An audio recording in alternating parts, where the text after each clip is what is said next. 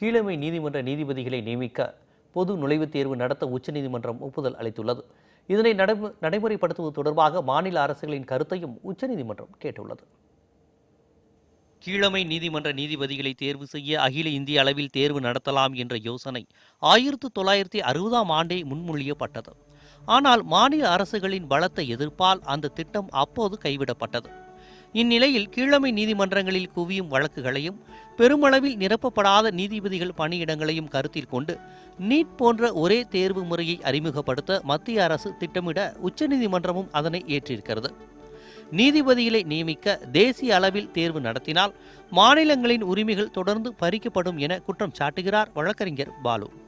மத்திய அரசு ஏதாவது ஒரு விதத்தில் மாநிலத்தில் இருக்கக்கூடிய கல்வி மற்றும் சமூக நீதி மற்றும் நீதிபதி பரிபாலனம் போன்ற பல விஷயங்களையும் ஒரே குடையின் கீழ், அதாவது ஆல் இந்தியா லெவலில் கொண்டு வருவதற்கான முயற்சியை மேற்கொண்டு வருகிறார்கள். அதனுடைய ஒரு அங்கம்தான் இது.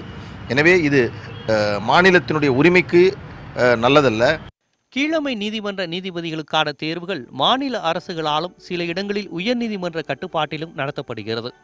சராசரியாக கீழமை நீதிமன்றங்களில் 21,320 நீதிபதிகளை நியமிக்க முடியும். தற்போதைய நிலவரப்படி 16,883 பேர் நியமிக்கப்பட்டு 4,937 இடங்கள் காலியாக உள்ளன. மேலும் கீழமை நீதிமன்றங்களில் 2,80,00,000 வழக்குகள் நிலுவையில் உள்ள சூழலில் 2 லட்சத்திற்கும் மேற்பட்ட வழக்குகள் 10 ஆண்டுகளாக நிலுவையில் உள்ளன. இவற்றை கருத்தில் கொண்டே தேசிய அளவிலான நுழைவுத் தேர்வை மாநில அரசுகளின் ஆலோசனையோடு செயல்படுத்தினால் பலருக்கும் நீதிபதியாகும் வாய்ப்பு கிடைக்கும் என்கிறார் வழக்கறிஞர் கனகராஜ். மத்திய அரசாங்கம் இதை கொண்டு வருகின்ற நோக்கம் நல்லதாக இருப்பினும் கூட இதில் சில மாற்றங்கள் மாநில அரசினுடைய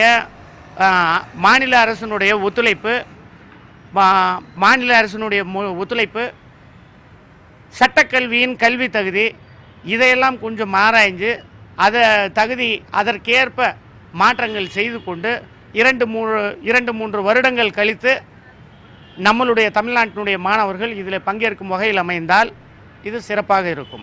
உச்சநீதிமன்ற உயர்நீதிமன்ற நீதிபதிகளை நியமிக்க தேசிய நீதிபதிகள் ஆணையம் அமைக்கும் சட்டம் அமலுக்கு வந்தால் அரசியல் தலையீடு அதிகரிக்கும், அரசை சார்ந்து இயங்க வேண்டும், நீதித்துறையில் வெளிப்படைத்தன்மை குறையும் என்று உச்சநீதிமன்றம் அதனை சட்டவிரோதம் என அறிவித்தது.